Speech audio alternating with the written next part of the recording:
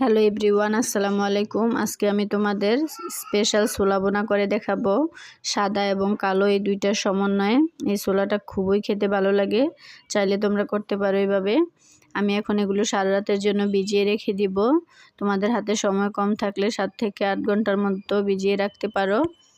এখন আমি এটা দেখো সারা রাত ভিজে ফুলে ডাবল হয়ে গিয়েছে। এখন আমি একটা পাতিলে পরিমাণ মতো লবণ দিয়ে এটাকে আমি সিদ্ধ করে নিব। প্রেসার কুকারে সিদ্ধ করলে সময়টা কম লাগে, তবে আমি এটা হাঁড়িতে সিদ্ধ করে নিচ্ছি। পানির পরিমাণ ছোলা থেকে 2 কর উপরে দিতে হবে। এখন আমি এটা প্রায় সিদ্ধ হয়ে গিয়েছে। এখন দেখো হাত দিয়ে যখন চাপ দিলে এটা গুড়ি গুড়ি ভাব চলে আসবে, তখন ভাবতে পারবে যে এটা সিদ্ধ হয়ে গিয়েছে। এই যে এখন আমি হাত দিয়ে একটা চাপ দিয়ে দেখিয়ে দিলাম।